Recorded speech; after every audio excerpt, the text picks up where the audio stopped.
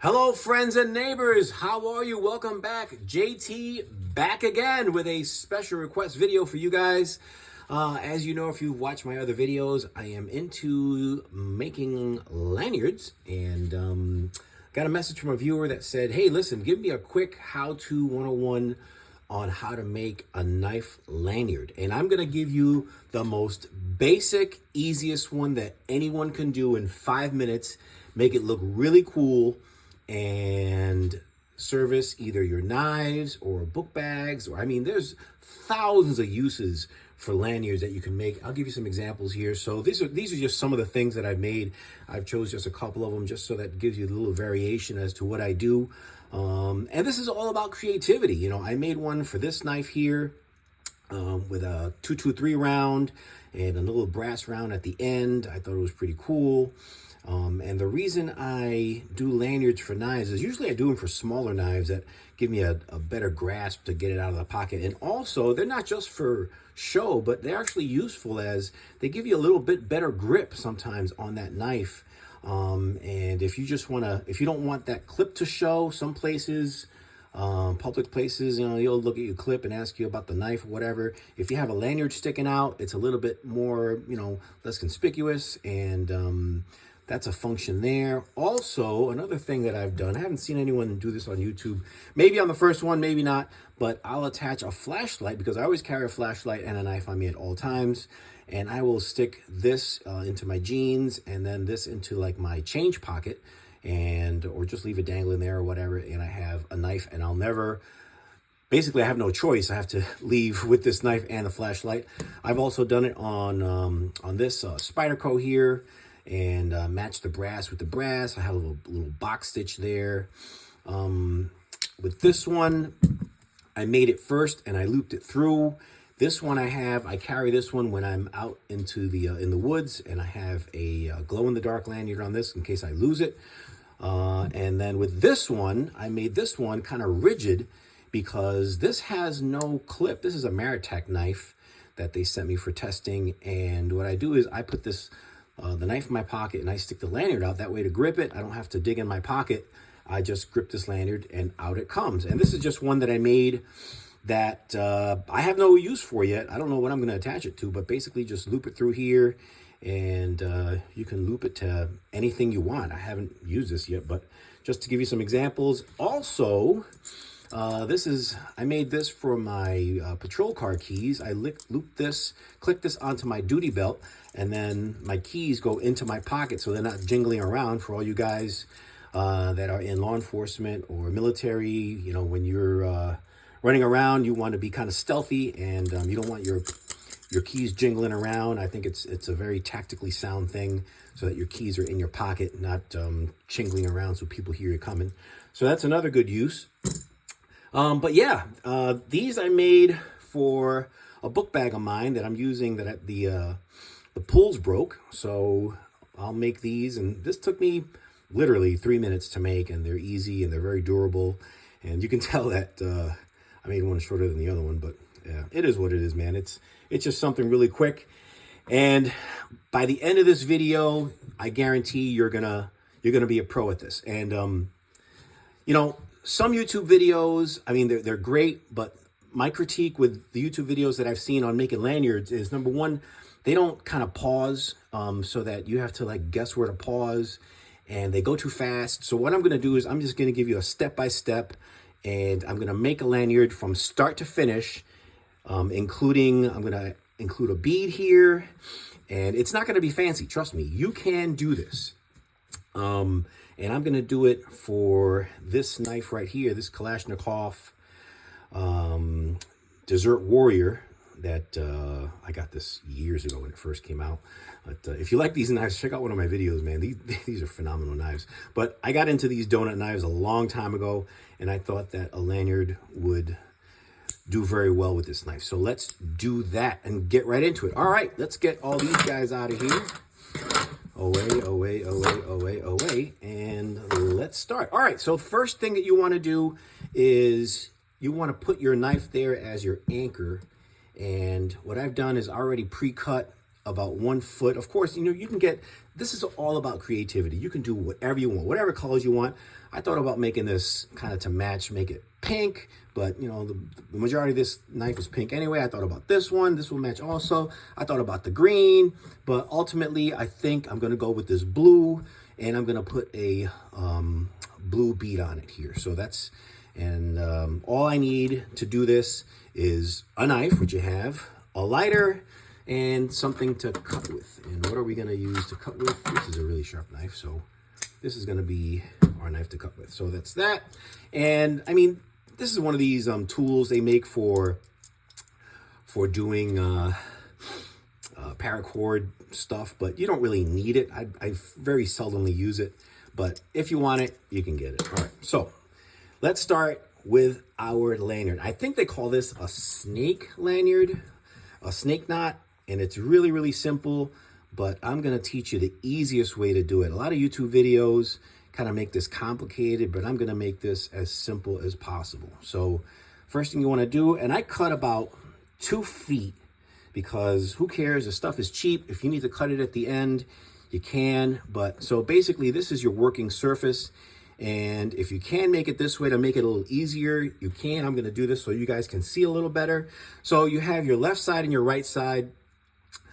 This very, very simple lanyard. And again, you can put this, I can put this bead up on top here or at the end. I think what I wanna do is put this one at the end. So I'm gonna put this guy here.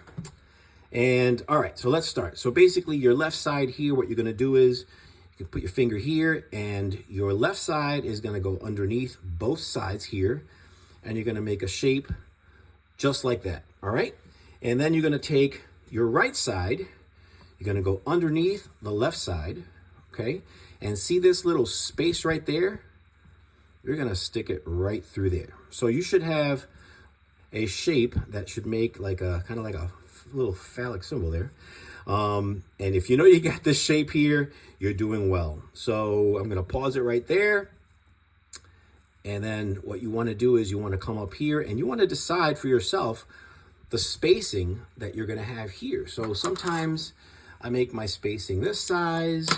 Sometimes I do no spacing. It's whatever you want. Like on this one, it's a medium spacing. So I think I'm gonna do a medium spacing on this one. And you want it just like this. And one thing I forgot to tell you, this is a really good trick. I've never heard anyone on YouTube do this. And what I do is I wet the paracord before I start this. It makes it a lot easier and makes the knots a lot tighter. Just soak them in hot water for 20 seconds and you'll have a very easier working paracord. As you can tell here, you pull on it, see how it's a little damp? I don't want to use the M word, sometimes you don't like it. So that's your first knot. Basically, if you've got the knot that looks like that, you're in business. And then all you're gonna do is keep going. So this is gonna go underneath here. You're gonna leave a little space here, and then your right side is gonna go here, and then you're gonna go through this knot there. I'm gonna rewind it, and again, you can pause this if you want. I'm gonna go slower. So again, this is basically the exact same thing we did. Left side is gonna go underneath both cords, just like that. You're gonna have that, you can pause it, and then you're gonna have your right side is gonna go under here, pause it there, and then your right side is gonna go through this loop there. And then if you wanna pause it, you can. And then you're gonna make, again, your little symbol here, and you're gonna pull as you go up. You wanna get this knot as close to the first knot as possible. And this is where wetting your paracord comes in very handy, because it's easier to get this knot really tight. And you wanna make these as tight as possible. You don't wanna wrench on them, but you wanna get them nice and tight, because that way you'll have a very even design. And then what I do is I pull on both and you're good to go. And I'm gonna do this whole lanyard as we're doing this, but basically just here, here, here, and there. Once you get this going, it goes really fast. Push it up here, and you are good. While I'm doing this, I have to say to you guys, listen, I really, really appreciate all the recent subs. I just got like 50 subs this week. Man, I am so grateful for you guys and all the new people that subscribe. Thank you so much. I really appreciate that. I'm trying to get to 1,000 subs, and I'm going to be doing a giveaway very soon. Once I reach 1,000, I'm going to be doing a giveaway. So you guys, please stay tuned, and I think you're going to like the giveaway here.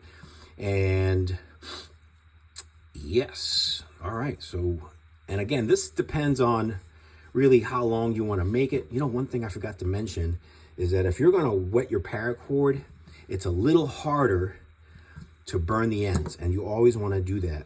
So we'll see how that happens. We're going to keep going here, here, and there. That's it. This is really basic, really simple. Anyone can do it. You know, if you guys, you know, they sell these paracords on eBay for like $7. I mean, why bother, man? You can make this yourself. It'll be a lot quicker. And so once you get into the swing of things, it's a little up there. Once you get into the swing of things,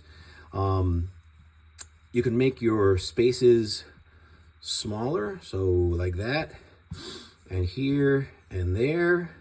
As long as you're making the same little loop-de-loop, you're in good shape. There, and then pushing up, and then pulling it and make it nice and tight. Boom. Alrighty, and I think I'm gonna do maybe 2 or 3 more passes, and we should be good.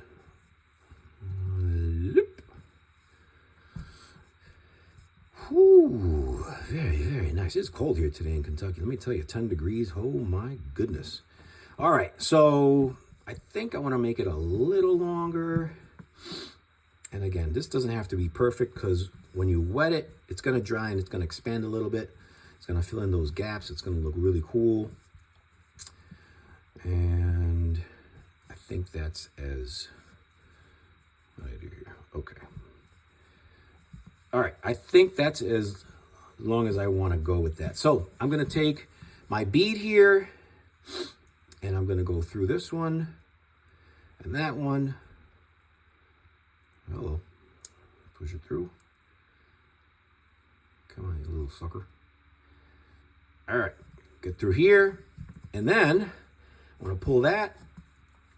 So here you have a couple choices. So here you can either make a couple more of these knots, or you can just cut it here and then burn it, and you can either fill it with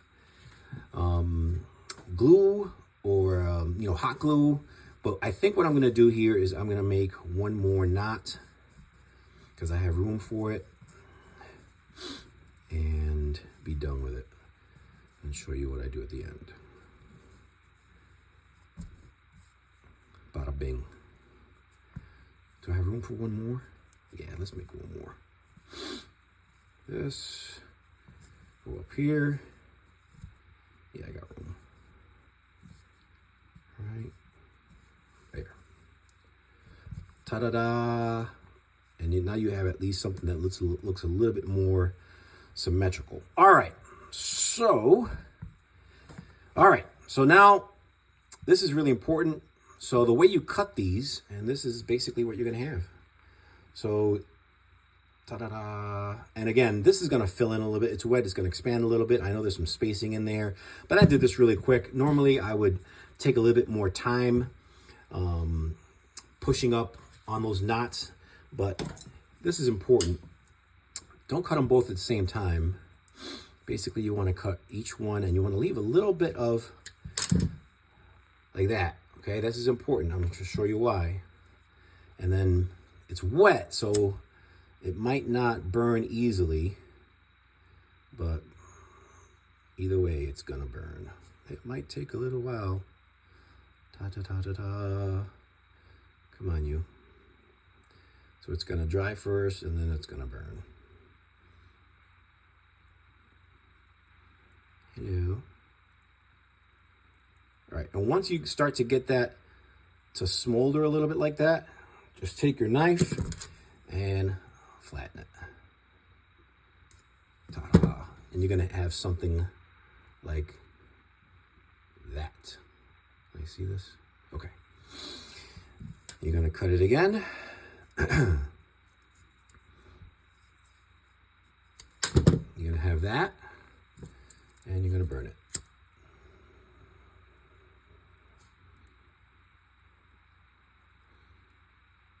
And again, this is something really, really simple. You guys can do this easily. And let me tell you, it's just 1,001 uses for these lanyards. I do these a lot for my kids' coats because with gloves, kids have a good time. Kids have a hard time zipping up their coats.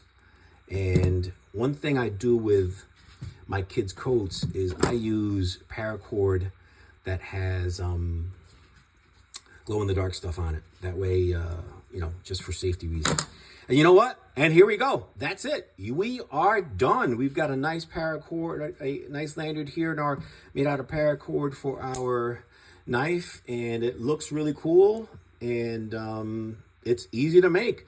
I want you guys to try this. I know, and you don't have to go out and spend a lot of money on paracord. This stuff costs like $6 for a roll of a few hundred feet, and this is a busted shoelace that you can use also. So you know, I do you can use different type of stuff like laying around the house, but I don't know, what do you guys think? This is, again, really, really easy, and I think it's very functional. But there you go, my quick and simple way of making a knife lanyard. Thanks so much for tuning in. I appreciate it. If you haven't done yet, please like, subscribe, and share. If you want to share this with your friends on how to make a lanyard, I really, really do appreciate it. Thanks so much. Check out my other videos if you haven't done so yet. And remember, I'm going to be doing a giveaway very, very soon. And thanks to all your recent subscribers. I'll see you later. JT signing out. Ciao.